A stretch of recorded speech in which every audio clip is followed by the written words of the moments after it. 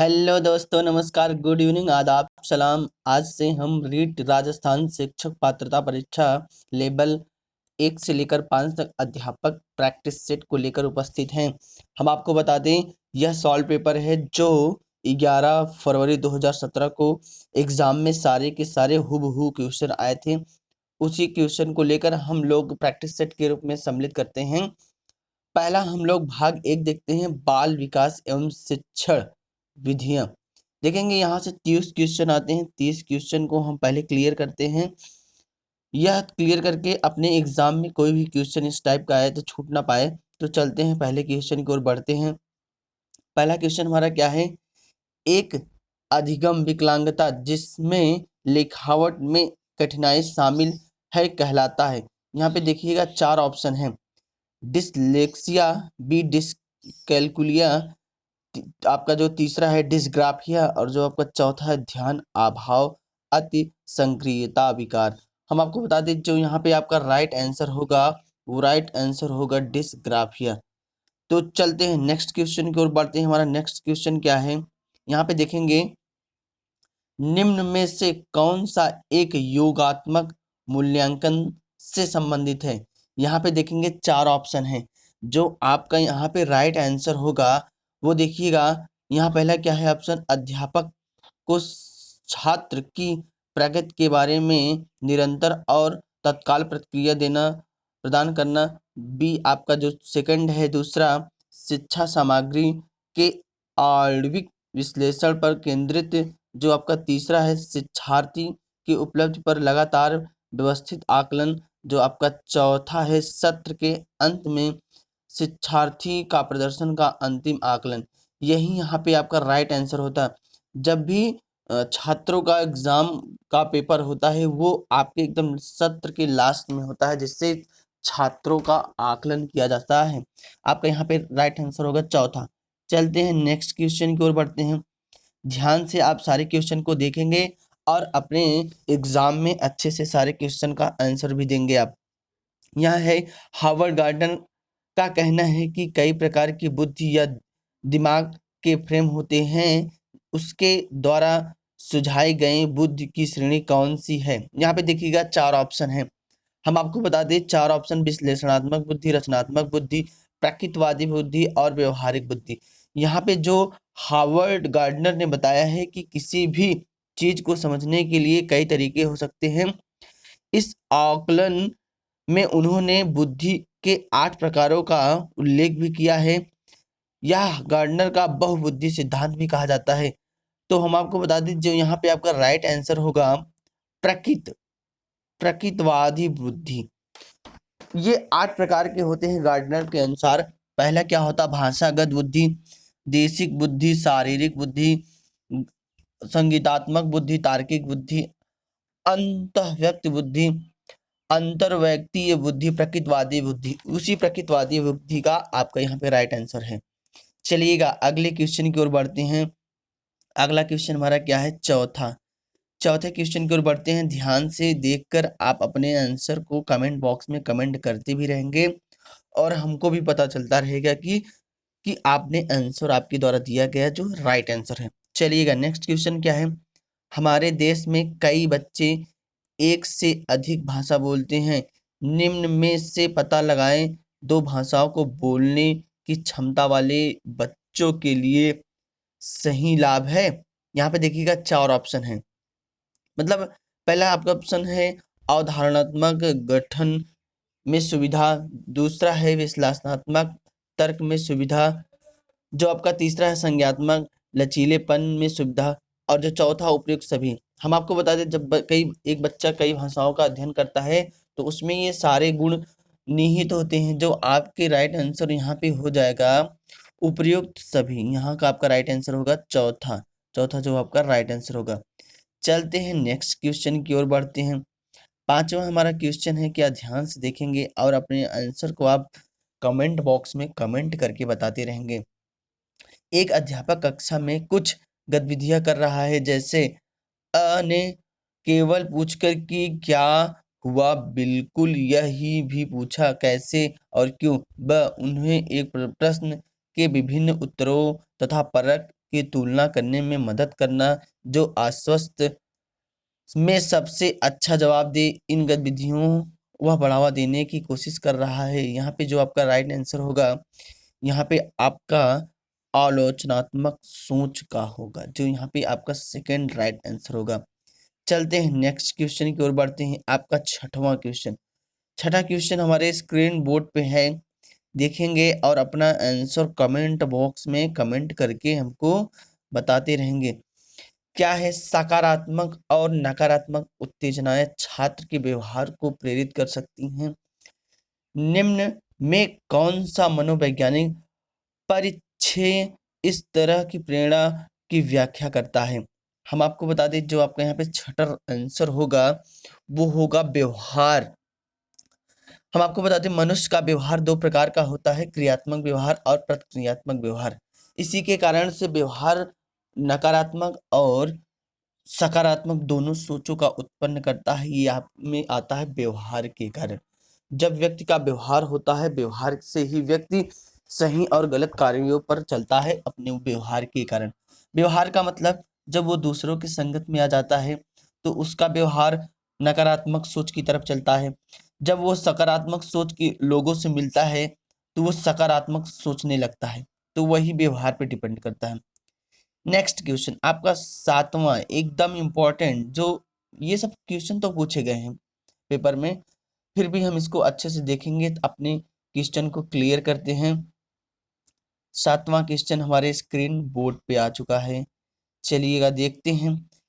समावेशी शब्द का तात्पर्य विशेष शैक्षणिक आवश्यकता वाले बच्चों को, ब्रैकेट भरना है इसको, नियमित कक्ष में शिक्षित करना होता है। यहाँ पे देखिएगा 4 ऑप्शन है 7वें में भी, तो यहाँ पे जो राइट आंसर होगा आपका होगा यहाँ पे 4 ऑप्शन। पहला है क्या? सर्वाधिक समय, दूसरा बी पूरा समय, तीसरा कुछ समय, चौथा किसी समय नहीं। तो यहाँ पे जो आपका राइट आंसर होगा वो होगा दूसरा जो होगा पूरा समय। इसी कक्षा में बच्चों के साथ पूरा समय व्यतीत करने से बच्चों में तमाम प्रकार की गतिविधियों का वर्णन होता है। चलिएगा नेक्स्ट क्वेश्चन पर हम लोग आते हैं। हमारा 8वां क्वेश्चन है। 8वें क्वेश्चन की ओर चलते हैं। एक भाषा शिक्षक कक्षा में कविता का वितरण समझाकर कक्षा में कविता पढ़ रहा है और छात्रों को स्पष्टीकरण से निष्कर्ष निकालने या व्यापक विचार करने के लिए कह रहा है। तो यहाँ उदाहरण होगा, यहाँ पे जो आपका उदाहरण होगा आगमनात्मक, जो आपका यहाँ पे ए होगा, यहाँ पे ए आगमनात्मक तर्क होगा, राइट आंसर ए होगा। चलते हैं 9वें क्वेश्चन की ओर बढ़ते हैं। 9वां क्वेश्चन हमारा क्या है देखेंगे अपने स्क्रीन बोर्ड पर, ध्यान से देखिएगा। मनोविश्लेषण का मानना है कि एक प्राथमिक साधन के द्वारा ईगो आईडी का आच्छाद करता है, यह कहलाता है। एकदम सिंपल सा है, राइट आंसर होगा। यह ईगो मतलब दबाव बनाता है। जैसे कोई विशेष व्यक्ति किसी से परेशान हो जाता है तो वो किसी विशेष लोगों से उस पर दबाव बनाने की कोशिश करता है। तो यहाँ ईगो पर आपका जो राइट आंसर होगा वो चौथा होगा। चलिएगा नेक्स्ट क्वेश्चन की ओर बढ़ते हैं। आपके स्क्रीन पर क्वेश्चन है, अंतर्मुखी वायमुखी व्यक्तित्व का लक्षण निम्न के द्वारा प्रस्तावित है। यहाँ पे देखिएगा 4 ऑप्शन है। 10वें में हैस आइकेस, यहाँ पे जो आपका राइट आंसर होगा, यहाँ पे पहला ही आंसर सही होगा। देखिएगा यहाँ पे क्या होता है, व्यक्तित्व के अध्ययन का सबसे महत्वपूर्ण सिद्धांतों में से एक हैस आइकेस है। यहाँ पे जो आपका राइट आंसर होगा हैस आइकेस ए। चलिएगा नेक्स्ट क्वेश्चन की ओर बढ़ते हैं। 11वें क्वेश्चन की ओर बढ़ते हैं, देखेंगे शानदार क्वेश्चनों को हम लोग। यहाँ पे देखिएगा, निम्न में से कौन सा सर्वोत्तम उदाहरण है कि प्रेरणा है क्या? तो हम आपको बता दें, जो यहाँ पे आपका राइट आंसर होगा वो होगा ब, मतलब दूसरा, छात्र संक्रिया और प्रत्येक गणित वर्ग में अच्छा करने के लिए उच्च लक्ष्य निर्धारित करता है, काफी प्रयास के साथ बना रहता है और कक्षा में उच्च अंक प्राप्त करता है। यहाँ पे जो आपका राइट आंसर होगा सेकंड होगा, बी होगा। चलिए 12वें क्वेश्चन की ओर मुंह मोड़ते हैं हम लोग। 12वां क्वेश्चन हमारा क्या है, यदि बाह्य प्रेरणा एक अंतः की युक्त है तो आंतरिक प्रेरणा क्या है। एकदम इजी क्वेश्चन है। इजी क्वेश्चन क्या है, वो अभिप्रेरणा होगी। अभिप्रेरणा मतलब क्या होगा, अपने आप में एक अंत होगा, जो यहाँ पे आपका राइट आंसर होगा सेकंड। चलिएगा नेक्स्ट क्वेश्चन की ओर बढ़ते हैं, 13वें क्वेश्चन की ओर बढ़ते हैं। 13वां क्वेश्चन क्या है, एक व्यवस्थित विज्ञान को जो स्वयं और वातावरण के साथ समायोजन को प्राप्त करने के लिए एक नियम, कानून और सिद्धांत प्रदान करता है, वह कहलाता है। तो जो आपका यहाँ पे राइट आंसर होगा, वो आपका यहाँ पे राइट आंसर होगा मानसिक आरोग्यता। मानसिक आरोग्यता से ही लोग अपने सिद्धांतों और कारणों से आदान प्रदान करते हैं। यहाँ पे देखिए 14वां क्वेश्चन। 14वां क्वेश्चन क्या है, एक समायोजन तंत्र में अतीत, वर्तमान और प्रस्तावित व्यवहार अनुमोदित कारणों से तार्किक और सामाजिक रूप से सूचना सम्मिलित है कहलाता है। तो ये कहलाएगा, जो यहाँ पे आपका राइट आंसर होगा, ये आपका 14वां सेकंड परमीयकरण। यहाँ पे जो ऑप्शन होगा सेकंड होगा। चलिएगा नेक्स्ट क्वेश्चन 15 की ओर ही चलते हैं। 15 क्या है, स्कूल में संगठन संस्थापक छात्रों में अधिगम प्रभावित करने का एक पहलू किस श्रेणी को संबंधित है। हम आपको बता दें यह सामाजिक श्रेणी से संबंध है। कोई विद्यालय होता है तो वो समाज से ही रिलेटेड होता है। इसमें सामाजिक कार्य आपके अच्छे होने चाहिए, जिससे बच्चों का भी स्कूल में बढ़ावा मिलता है। नेक्स्ट 16 नंबर क्वेश्चन आते हैं। 16 नंबर क्या होता है, निम्नलिखित स्थितियों में कौन सा समायोजन को बढ़ावा देता है। तो यहाँ पे आपका जो राइट आंसर होगा वो होगा हमारा चौथा। चौथा जो आपका कह रहा है कि न्यूरोटिक भय को चिंता से मुक्त करता है। व्यक्ति अपनी मानसिक तमाम गतिविधियों से बीमार रहता है तो वो उसकी चिंता को मुक्त करने का कार्य करता है। 17 नंबर, एक शिक्षक के रूप में अपने छात्रों से हमारे जीवन में प्रदूषण को प्रभाव में समझाते हैं। यहाँ पे जो आपका राइट आंसर होगा, यहाँ पे देखिएगा कुछ क्वेश्चन आगे पीछे हैं तो ध्यान देंगे। हुए निबंध लिखते हैं और कहा है इस कार्यभार में ब्लूम में वर्गीकरण में कौन सा संज्ञानात्मक स्तर से व्याख्या की गई है। तो जो आपका राइट आंसर होगा थर्ड होगा। थर्ड मतलब आपका समझ का। ब्लूम प्रिंट होता है समझ। ब्लूमप्रिंट हम आपको बता दें वर्ष 1956 में बनाया गया है। यह शिक्षा के अंतर्गत सीखने उद्देश्यों वर्गीकरण संबंधित है।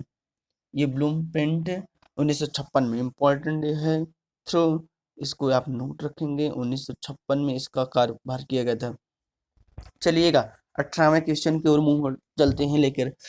शिक्षक के तौर पर अपने एक आयुक्त प्रशिक्षण और जांच सूचना का उपयोग करके छात्र की बुद्धि, व्यक्तित्व और कक्षा व्यवहार के बारे में जानकारी एकमात्र ही है प्रक्रिया कहलाती है। 18वें की तरफ युवा आकलन कहलाती है।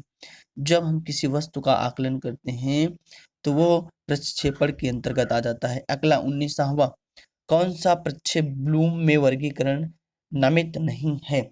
19वां जो हम आपका बता दें वो आपका राइट आंसर होगा संज्ञानात्मक है, क्रियात्मक है, भावात्मक है, लेकिन ये आपका मनोप्रेरणा नहीं है। चौथा यहाँ का राइट आंसर। चलिए 20, निम्नलिखित में कौन सा राष्ट्रीय पाठ्यचर्या 2005 ढांचे को मार्गदर्शक सिद्धांत नहीं है। मैं आपको बता दें जो एनसीएफ 2005 के अनुसार अधिगम को रटना सुविधाजनक नहीं बनाना चाहिए। एनसीएफ 2005 के अनुसार विद्यार्थियों को रटने को सरल और सुगमता नहीं बनाना चाहिए। इसलिए जो आपका यहाँ पे राइट आंसर होगा क्वेश्चन के अनुसार थर्ड होगा। चलिएगा नेक्स्ट क्वेश्चन की ओर चलते हैं। नेक्स्ट क्वेश्चन हमारा क्या है, शुरू में एक बच्चा अपनी पूरी हथेली का उपयोग करके वस्तु को पकड़ता है। धीरे धीरे वह बुद्धि और विकास के रूप में बच्चा अंगुली और अंगूठे का भी प्रयोग करके वस्तु को उठाने के लिए कार्य करता है। इस प्रयोग में प्रगति है। यहाँ पे देखेंगे 21 नंबर में जो आपका राइट आंसर होगा प्राक्समोडिलस प्रगति। जो प्राक्समोडिलस प्रगति है ये एनसीएफ के लेवल से थोड़ा लिया जाता है। चलिएगा 22 नंबर की तरफ चलते हैं। बच्चे के विकास को अक्सर अक्सर शारीरिक, संज्ञात्मक, भावात्मक व सामाजिक जैसे तीनों व्यापक क्षेत्र में विभाजित किया जाता है। वह विकास प्रक्रिया में इन क्षेत्रों को कहा जाता है या संबंधित होते हैं। ये संबंधित होते हैं एकीकरण से। एकीकरण का मतलब होता है सारे को मिला देना, एकदम एग्जैक्ट, मतलब कोई तीन स्थान पे व्यक्ति कार्य है तो तीनों को एक दूसरे से कम्बिनेट कर देना, वही एकीकरण कहलाता है। चलिएगा नेक्स्ट क्वेश्चन की ओर बढ़ते हैं। एक बच्चा 23 नंबर पे चलते हैं।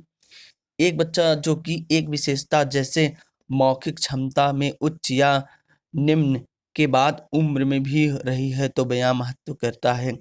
अनुवांशिकता, ये अनुवांशिकता महत्व जो आपका यहाँ पे राइट आंसर होगा अनुवांशिकता।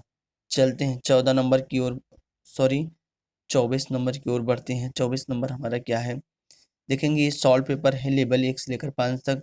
बहुत इंपॉर्टेंट है एग्जाम के पॉइंट ऑफ व्यू में। आप इसकी जानकारी को पूर्णतः अपने ऊपर अच्छे से कार्यरत करेंगे। चलिएगा अधिगम का उपयोग करके अनुप्रयोग में के लिए नियम को कहा गया है या बनाया गया है 24। जो 24 यहाँ पे आपका राइट आंसर होगा। ये इनमें से कोई भी नहीं, इसमें एग्जैक्ट अधिगम के प्रकार का अनुपयोग, नियम का पालन या श्रम का नियम प्रबलन, इस नियम को भी दिया जाता है। तो ये थोड़ा आपका इनवैलिड है, तो इसको आप अच्छे से देखेंगे। इसका आंसर आप लोग कमेंट बॉक्स में देंगे, हमें भी पता चले कि आप लोग क्या देख रहे हैं। पावलोव का प्रयोग करने से कुत्ते न केवल मांस प्रदाता के मांस सीधे मुंह में रखे लगा लार टपकाते, किंतु इससे पहले भी, अर्थात जब सीढ़ियों से नीचे आने वाले प्रशिक्षण में कदमों की आवाज सुनता था तो इस समृद्धि को कहा जाता था। हम आपको बता दें इस समृद्धि को जो आपका अनुकूलित उत्तेजना है, मतलब आने की अनुकूलन की उत्तेजना ही कहलाती है। चलते हैं 26 की ओर चलते हैं। 26 क्या है, अनुभूत बच्चे और वातावरण के बीच अंतः क्रियात्मक निरंतर प्रक्रिया के माध्यम से विकसित होती है सिद्धांत प्रतिबिंब होता है। यह प्रतिबिंब जीन पियाजे के संज्ञानात्मक विकास से प्रतिबिंब होता है, जो आपका राइट आंसर होगा सेकेंड। चलिएगा नेक्स्ट क्वेश्चन 27 की ओर चलते हैं। पियाजे के सिद्धांत में एक प्रक्रिया जो पुराने और नए धारणाओं और अनुभव के बीच संतुलित प्रक्रिया जाना जाता है। तो आपका यहाँ पे जो राइट आंसर होगा थर्ड संतुलन। संतुलन क्या होता है, किसी व्यक्ति की संतुलन को बनाना ही बहुत महत्वपूर्ण पार्ट होता है। चलिएगा 28 की ओर, कौन सी बौद्धिक विशेषण के लिए उपयोग करने की सावधानी नहीं है। 28 नंबर जो आपका यहाँ पे राइट आंसर होगा पहला ही होगा, रूढ़वादियों। चलते हैं 29 की ओर बढ़ते हैं। एरिकसन के अनुसार बच्चों को मानव सामाजिक विकास 8 चरणों में कक्षा 3 व कक्षा 9 के आसपास विकसित किस चरण को मेल रखाता है या रखता है। तो हम आपको बता दें जो आपका यहाँ पे 29 आंसर होगा वो सेकंड होगा, परिश्रम बनाम हीनता। छोटे बच्चों को परिश्रम और हीनता से बहुत चिढ़ होती है। लास्ट और अंतिम क्वेश्चन चलते हैं। निम्नलिखित में कौन सा कथन आदर्श संदर्भित प्रशिक्षण के लिए सत्य नहीं है। हम आपको बता दें यहाँ पे जो आपका राइट आंसर होगा वो होगा चौथा, छात्र के प्रदर्शन और स्थापित मापदंडों से तुलना की जाती है। यहाँ पे आपका राइट आंसर होगा तीसरा। चलिएगा नेक्स्ट क्वेश्चन की ओर बढ़ते हैं। हमारा नेक्स्ट क्वेश्चन क्या है देखते हैं। हिंदी, आपका हिंदी का पॉइंट ऑफ इम्पोर्टेंट आ चुका है, तो हिंदी के टॉपिक पे हम लोग चर्चा करते हैं। भाषा अधिगम के प्रायः कठिनाई नहीं आती है। तो यहाँ पे जो आपका राइट आंसर होगा 31 31 चौथा, यहाँ पे मानसिक स्वास्थ्यता से, जब व्यक्ति एक मानसिक उसका संतुलन बना रहेगा थकाई नहीं आएगी।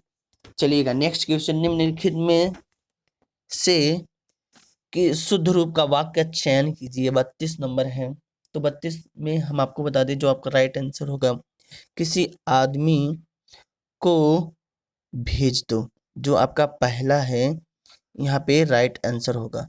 चलिए नेक्स्ट क्वेश्चन की ओर बढ़ते हैं।